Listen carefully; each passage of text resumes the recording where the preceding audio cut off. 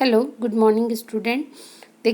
How are you all. देखिए बच्चों, इस वीडियो में हम पढ़ेंगे आपका हिंदी पाठ्य पुस्तक का पाठ 3 पेड़ घूमने चला। तो पिछले वीडियो में मैंने इस पाठ को अच्छे से समझा भी दिया था और आप लोगों ने समझ भी लिया था। अब देखिए बच्चों, इस पाठ का मेन सार क्या है। देखिए बच्चों, इस चित्र कथा में ये जो पाठ दिया है वो क्या है, एक चित्र कथा है। इस चित्र कथा में एक पेड़ की घुमक्कड़ी की कहानी बताई गई है कि नहीं, कि पेड़ घूमने जाता है और क्या क्या कल्पना करता है। जंगल में एक छोटा सुंदर सा पेड़ था।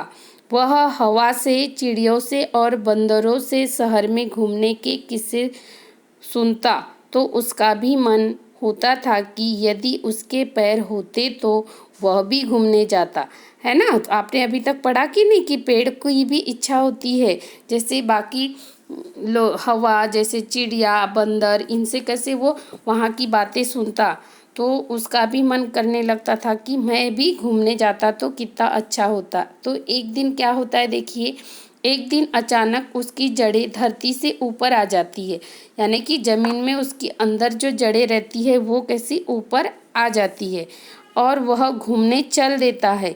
एक स्थान पर खाना बनाते लोगों से उसकी मुलाकात होती है। तो देखिए बच्चों, जहाँ बंजारे लोग रोड पर या सड़क पर खाना बना रहे थे वहाँ पर वो जाता है और वह जलती आग पर अपनी टहनी पटकता है। जैसे ही वो आग रहती है जहाँ वो खाना बनाते तो वहाँ पर वो अपनी टहनी को पटकता है। तो क्या होता है कि उसकी टहनी यानी उसकी शाखा में आग लग जाती है। टहनी जलने से उसे बहुत दर्द होता है।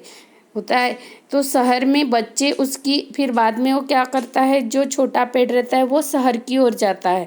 तो वहाँ पर भी कुछ बच्चे उनको मिलते हैं, वो उसकी डालियाँ तोड़ते हैं तो उसे भी बहुत चोट लगती है और सड़क पर चलते देख पुलिस वाला भी उसे बांध कर ही डाल देता है। यानी पेड़ को चलते देखता है कौन, पुलिस वाला, तो वो भी क्या करता है, उसको बांध देता है।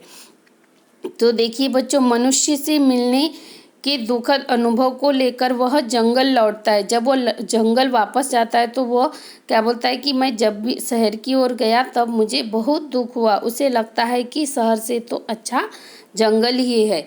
तो वो फिर से अपनी जिस जगह से गया रहता है उस जगह पर वापस आ जाता है। तो इस पाठ का मुख्य उद्देश्य क्या है, पाठ का उद्देश्य यह सीख देना है कि प्रकृति ने जिसे जैसे गुण दिए हैं या जिस काम के लिए जिसे बनाया गया है उसे वही काम करना चाहिए।